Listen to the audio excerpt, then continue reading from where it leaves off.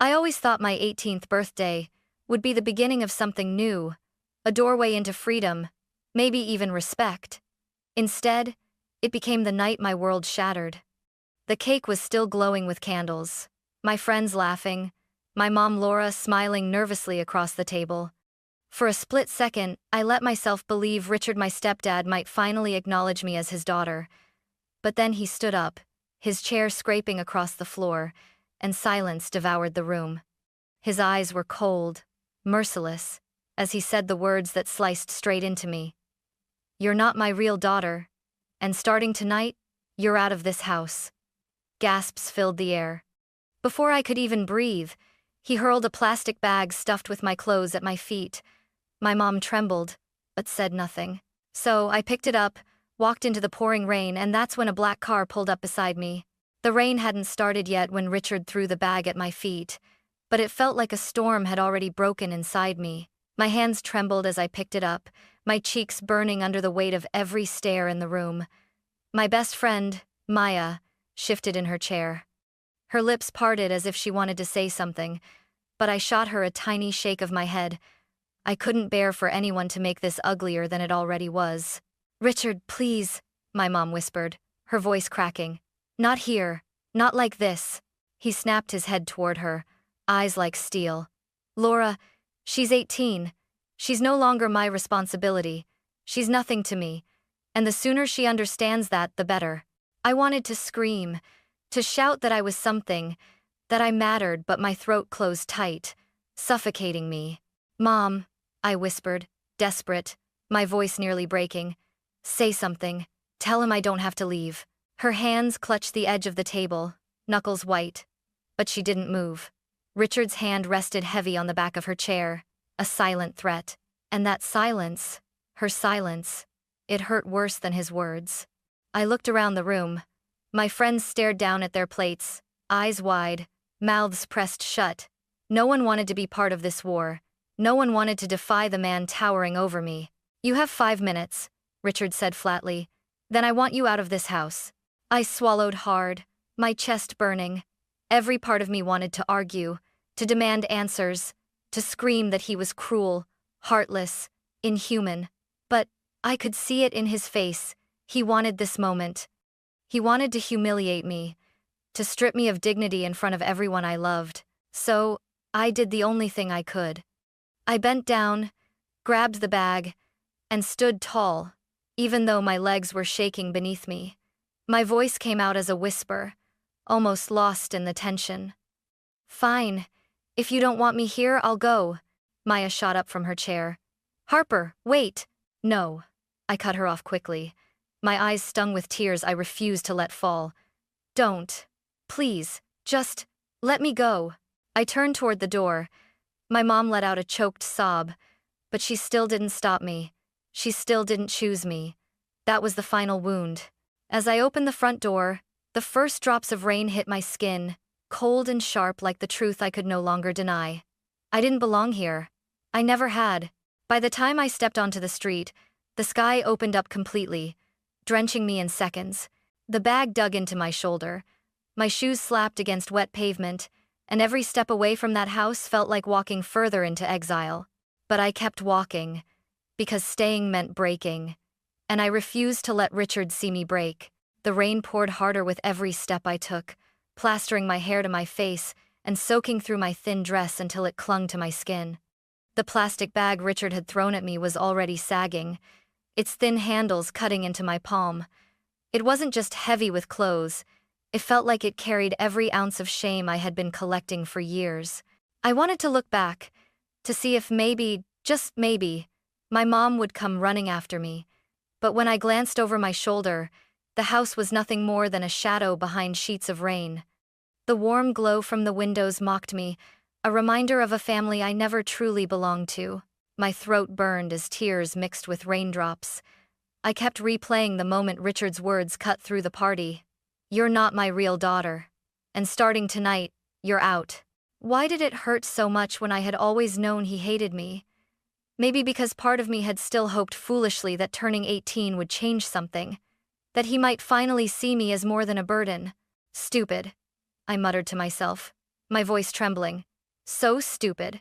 I stumbled forward, shoes slapping against the wet sidewalk, water squishing inside them. My breath came out in shaky gasps, each one colder than the last. Memories clawed at me, uninvited. Richard's voice, sharp and impatient. Don't slouch, Harper. You're too slow. Figure it out yourself. Howdy, stop wasting my time. Each word came back to me like shards of glass, slicing through the silence of the storm. But there had been moments of light, two tiny flickers I held onto when everything else was dark. Like when Uncle David came by with birthday cards and actually looked me in the eye when he said, "Happy birthday, kiddo. You matter, don't forget that." Or when Maya would sneak me out to the park just so I could breathe away from Richard's shadow. Those moments felt so small now compared to the mountain of rejection that pressed on my chest. A car roared by, spraying a wave of cold water across my legs. I stumbled, almost dropping the bag, and bit down hard on my lip to stop from crying out. My whole body ached, not just from the cold, but from the emptiness. The world around me blurred, streetlights bleeding into the storm like smudged paint. I wrapped my arms around myself and whispered into the rain, "Where do I go now?" No answer came. Only the pounding of the storm and the hollow echo of my own footsteps. Still, I kept walking. Because what else was there to do? Turning back meant humiliation. Turning back meant begging. And I swore I would never give Richard the satisfaction of seeing me crawl. So I pushed forward, step by step, even as my heart shattered with every drop of rain. The storm outside wasn't the only storm I carried. With each step, memories I had tried to bury rose up, clawing their way into my mind like ghosts that refused to stay dead. I was 10 the first time Richard called me dead weight. He had just married my mom, and I thought maybe he would try to be a real father figure. That night, I left a dish in the sink, and he barked at me. "You think I'm your maid? Clean it up. You're not my responsibility, Harper." I still remember how his words stung worse than the sting of hot dishwater on my small hands. I tried so hard to win him over. I'd bring him drawings from school, little stick figures of a family that included him. Once, I timidly placed one on the counter. He barely glanced at it. "Don't leave junk lying around." He crumpled it into a ball and tossed it aside. I was just a kid, but even then, I learned fast. Silence was safer. Being invisible was easier. Mom used to tell me, "Just let it go, Harper. Don't push him." Her voice would shake when she said it, like she was trying to convince herself as much as me. She wanted peace. I wanted love. And we both got nothing. I kicked at a puddle, sending ripples across the black water, my breath catching as another memory hit me harder this time. The night of my 15th birthday. No party, no cake. Mom was working late at the clinic, and Richard sat in his chair watching TV. I had whispered, "It's my birthday today." He didn't even look at me. He just grunted, "So?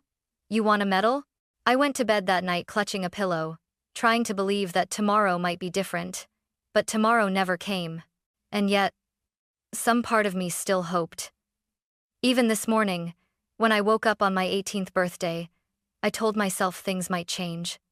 Maybe he would say, "I'm proud of you, Harper." Maybe we'd have a normal dinner. Maybe just one day where I didn't feel like a stranger in my own house. But tonight had crushed that last shred of hope. The rain blurred the world around me, but I could still see Richard's face in my mind twisted with contempt. His words like poison. "You're not my real daughter. And you're out." I bit my lip hard, tasting blood, trying to stop the sob that clawed up my throat. "Why wasn't I ever enough?" I whispered into the storm. The only answer was the thunder overhead, loud and merciless. Just like him. I hugged the bag closer to my chest, shaking from the cold and the memories. My whole life felt like it had been leading to this moment. Not the party, not the cake, but the walk in the rain. The walk away from everything I had ever known. The rain pounded against my skin, but it was nothing compared to the storm that had broken inside the house just moments earlier. I couldn't stop replaying it, the sound of Richard's chair scraping across the floor, the way his voice thundered like a verdict in a courtroom. 18 years, he had said, his arms crossed like a judge passing sentence. 18 years of pretending, and I'm done. I remember freezing, my fork clattering onto the plate. My friends stared at me, their laughter dying instantly, Maya's eyes widened in horror. What? What are you talking about? I had whispered, my voice shaking. Richard sneered, his lip curling. You heard me, Harper. You're not my real daughter. You never were. And tonight, you're leaving this house. My chest tightened so hard I could barely breathe. I looked at my mom, silently begging her to say something, to defend me. But Laura just sat there, pale and trembling, her hands clenched in her lap. Richard, please, she whispered, her voice breaking. Not here, not in front of everyone. In front of everyone is exactly the point, Richard barked, slamming his fist on the table. Plates rattled, glasses shook. She's old enough. The truth needs to be said. I've carried this burden long enough. I felt the blood drain from my face. Burden. That's what I was to him. Mom, I choked, my eyes filling with tears. Tell him he can't do this. Tell him I belong here. Her lips parted. But before she could speak, Richard's heavy hand clamped down on the back of her chair. His eyes sliced into hers like knives. Stay out of this, Laura. You've coddled her long enough. Tonight it ends. The silence was unbearable. My heart pounded in my ears, drowning out everything else. Then he bent down and grabbed a plastic grocery bag from the floor. My stomach dropped when I saw it bulging with my clothes, my life reduced to a handful of wrinkled fabric. He tossed it at my feet. The thud echoed like a gunshot. There, he said coldly. That's all you need. Take it and go. I stood frozen, my hands shaking. The humiliation burned hotter than any fire. My friends shifted uncomfortably. One of them let out a nervous laugh, but it died instantly when Richard didn't flinch. Richard, stop, Maya suddenly burst out, pushing her chair back. Her voice trembled but held fury. You can't just throw her out like garbage. Maya, don't, I snapped, my voice cracking. I couldn't let her fight this battle for me. My humiliation was mine alone. Richard smirked, his eyes narrowing on me. See? Even your friend knows you don't belong here. Do yourself a favor, Harper. Don't drag anyone else down with you. Something inside me snapped. For 18 years I had stayed quiet, swallowed his words, accepted his cruelty, but not tonight. My fists clenched, my voice shaking but loud enough for everyone to hear. You're right about one thing, Richard. I'm not your daughter. And thank God for that. Because if being your daughter means growing up to be as bitter and heartless as you, then I'd rather be nothing to you. Gasps rippled around the table. My mom's hand flew to her mouth. Maya's eyes welled with tears. Richard's face twisted with rage, but I didn't give him the satisfaction of another word. I bent down, grabbed the bag, and turned toward the door. My mom's voice broke through the silence. Harper, just my name. Weak, empty. I stopped, my hand on the doorknob, waiting, hoping for her to say more. To say, don't go. You belong here. I'll fight for you. But nothing came, only silence. I opened the door, and the storm swallowed me whole. The rain drenched me instantly, cold and merciless, but at least it was honest. It didn't pretend to love me while pushing me away. Each step I took was heavy, but it was mine. For the first time, leaving felt like the only choice I had left. The storm had swallowed me whole. Rain pelted down so hard it stung my skin, soaking through the thin fabric of my dress until I was shivering. My sneakers slapped against the sidewalk, squelching with every step, but I didn't stop. I couldn't. If I stopped, the truth of what just happened would crush me completely. I clutched the sagging plastic bag against my chest like a lifeline, though it felt more like a cruel joke, a reminder that in Richard's eyes, everything I owned could fit into a single grocery bag. My thoughts spun. Where will I go? What will I eat? Will Mom come after me? But deep down I already knew the answer. She had chosen silence. Silence was louder than any words she could have spoken. A low hum broke through the roar of the rain. At first, I thought it was thunder, but then headlights cut through the darkness, glowing too bright, too deliberate. My shoulders tensed. A sleek black car slowed to a crawl beside me, its tires hissing against the wet pavement. I froze. My grip on the bag tightened until the plastic bit into my palm. The tinted window rolled down with a smooth mechanical hum, and a man leaned out. His face was shadowed, his jawline sharp, his dark hair plastered by rain. His voice, however, was calm, steady in a way that sent a shiver racing down my spine. "Are you Harper?" he asked. I swallowed hard, the storm drowning out my heartbeat. My lips trembled as I forced out, "Yeah, I'm Harper." The man gave a short nod, like he'd just confirmed something he already knew. Then his words hit me like lightning. "Your real father sent me." For a second, the world tilted. I blinked at him, rain dripping from my lashes. "What?" My voice cracked. "What are you talking about?" He didn't flinch. His tone stayed calm, deliberate. "Your real father. He's been searching for you. He asked me to find you tonight." I stumbled back a step, clutching the bag tighter, my body trembling not just from the cold but from the surge of emotions his words ignited. My real father? All my life, Mom had avoided the subject. Whenever I asked, she'd give me fragments. He was young. It was complicated. Then she'd shut down, her eyes distant, as if even speaking his name was forbidden. And now, here was a stranger in a black car, telling me the man I'd only ever dreamed of had sent him to me. The rain hammered harder, my tears lost in the downpour. "Why now?" I whispered, my voice trembling. "Why tonight?" The man's gaze locked onto mine, unwavering. "Because tonight you're finally free. Richard made sure your father couldn't reach you before, but now you're 18. He wanted me to come for you the moment you no longer belonged to Richard's house." My chest tightened, confusion and hope colliding violently inside me. Could this be real? Or was this some twisted trick? "I don't even know who you are," I shot back, my voice sharp despite the tears. He leaned a little closer, rain dripping from the edge of the car's roof. "My name is Callan. I've worked with your father for years. He sent me because he knew this night would come. He didn't want you to be alone in the storm." I staggered, my knees weak. My father. Not gone. Not forgotten. Waiting for me? I shook my head, clutching the bag tighter, my breath ragged. "If you're telling the truth, then tell me his name. My father's name." Callan didn't hesitate. His voice was steady, firm. "Ethan. Ethan Hale. And he's been waiting for you for 18 years. The name struck me like a lightning bolt. My mother had whispered it once, years ago, when she thought I was asleep. Ethan. She'd said it with a softness I had never heard from her before. Now, hearing it from a stranger, in the middle of the storm, it was like the ground shifted beneath me. I pressed my hand against my mouth, the bag sliding down my side as my grip faltered. My breath came out in shaky sobs. Could it be true? Had I really been wanted all along? And if so, what else had been hidden from me? The storm roared around me, but Callan's words were louder than the thunder. Ethan Hale. The name clung to me, familiar yet foreign, like a half-forgotten dream. My breath hitched. "You expect me to believe this?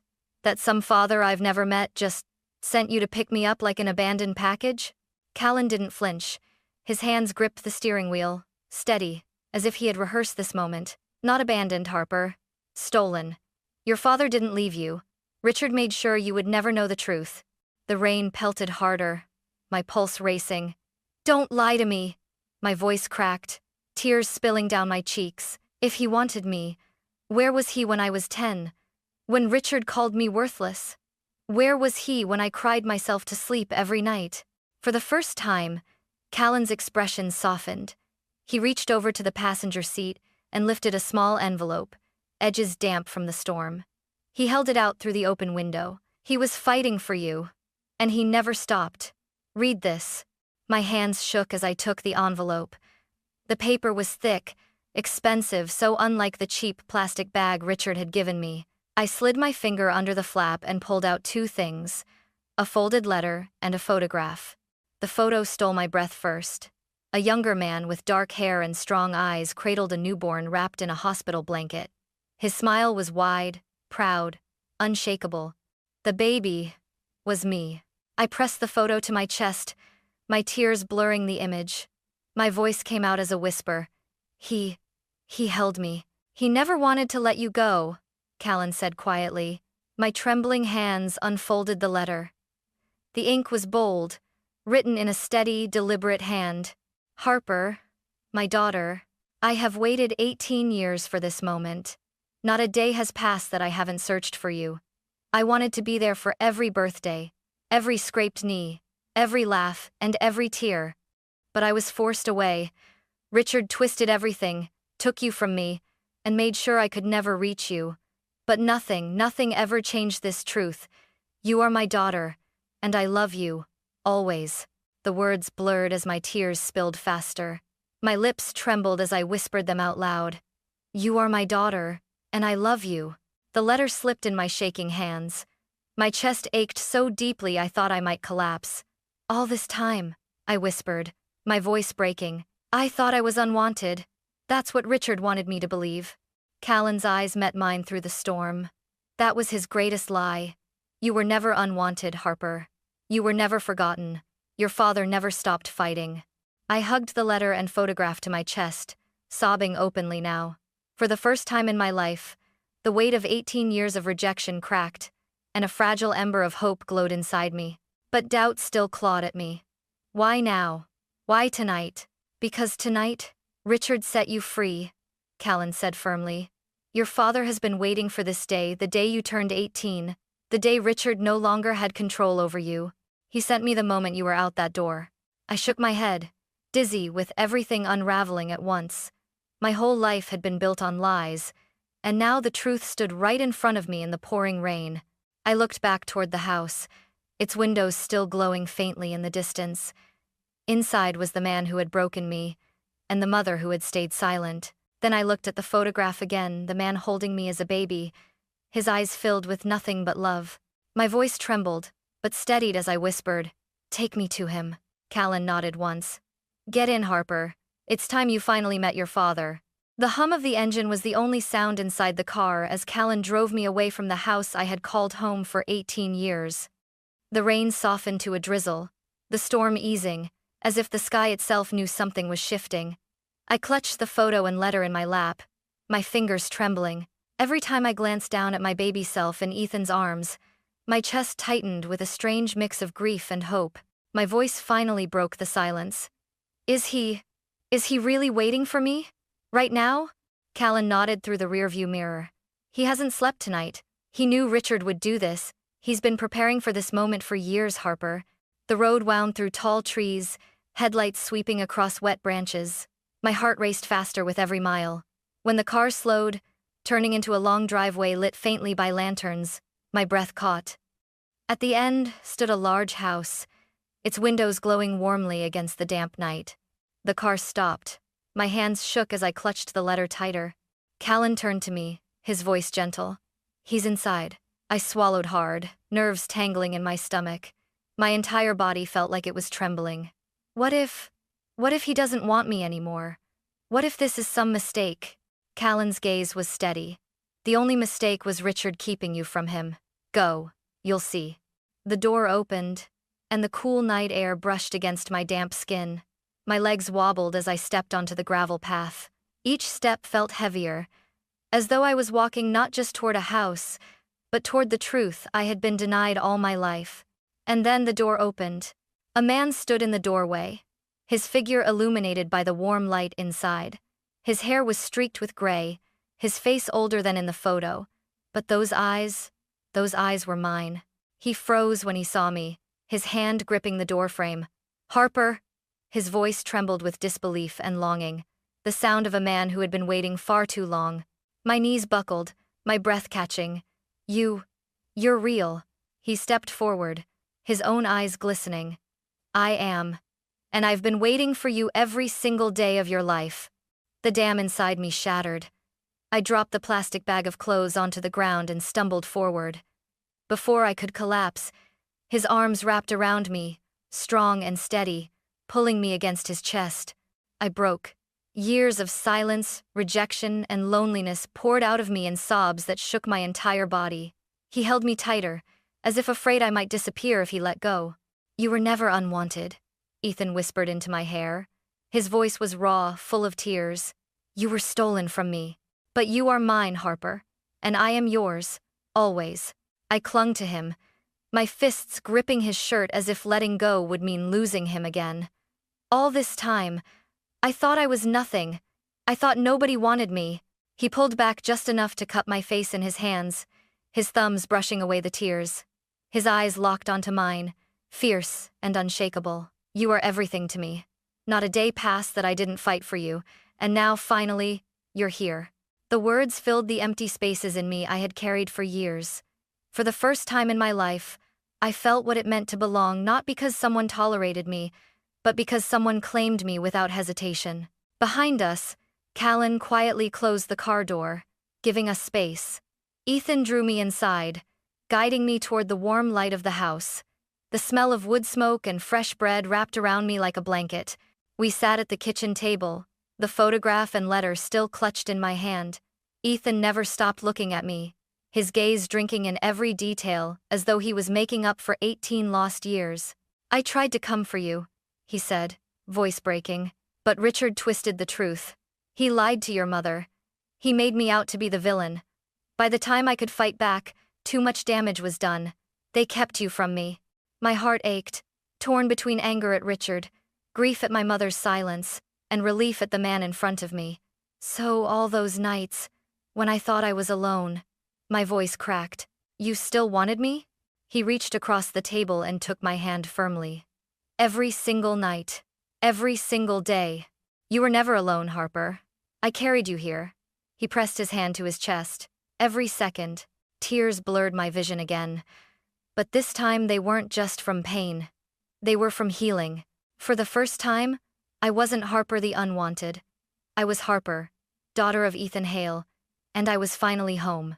The days that followed blurred together like a dream I was terrified to wake from. For the first time in 18 years, I wasn't walking on eggshells.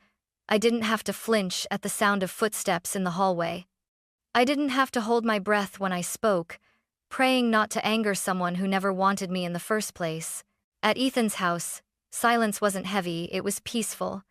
The warmth of the fireplace, the smell of coffee in the morning, the simple act of him asking, "Did you sleep well?" All of it felt foreign, almost surreal. I would catch him watching me sometimes, as though memorizing me, and instead of shame, I felt safe. One evening, he pulled out a wooden box from a shelf and placed it in front of me. "These were meant for you," he said softly. Inside were birthday cards, 18 of them. Each sealed, each marked with the year I had been alive. My fingers trembled as I picked one up. On the front of the first card, in bold handwriting, it read, "Happy first birthday, Harper." I opened it and my breath hitched. Inside, the words spilled out like a bomb. "I love you. Even if I can't be there, I'm with you." Every card carried the same message in different words. Love, longing, a promise. Tears streamed down my face as I whispered, "You wrote me every year." Ethan's eyes glistened. "Every year, without fail. Even if you never saw them, I needed you to know that somewhere, someday, you would." I pressed the cards to my chest, sobbing quietly. It was proof, physical proof, that I had never been forgotten. But with that, healing came anger too. Anger at Richard for robbing me of this love. Anger at my mother, for her silence. One night by the fire, I finally asked, "Do you think Mom loved me? Because she never fought for me." Ethan's face was pained. He stared into the flames before answering. "She did love you, Harper, but she was trapped. Richard made her afraid. She chose silence, thinking it would protect you both. I don't agree with her choices, but don't ever believe it was because you weren't loved." His words didn't erase the wound, but they softened it, just enough to breathe. I sat back, staring at the flicker of firelight. All those years, I thought I was unwanted. A mistake. Tonight, I finally understand I was wanted all along. I was stolen, not abandoned. Ethan reached over and gripped my hand firmly. "Exactly. Don't let Richard's lies define who you are. You're my daughter. You always were. Nothing can change that." And for the first time, I believed it. The storm that had once drowned me now felt like a turning point. Richard had thrown me out, yes, but by doing so, he had set me free. Free to find my truth. Free to find my father. Free to find myself. I thought of that moment on the sidewalk, drenched and broken, when the black car slowed beside me. It felt like fate had rolled down that window and given me back everything I had lost. Now, sitting here in the warm glow of a home that finally felt like mine, I whispered to myself, I lost a house, but I found a home. I lost the man who rejected me, but I found the father who had always wanted me. For 18 years, I had carried the weight of rejection. Tonight, I let it go. Because I was never unwanted. I was never forgotten. I was Harper Hale, and I finally belonged.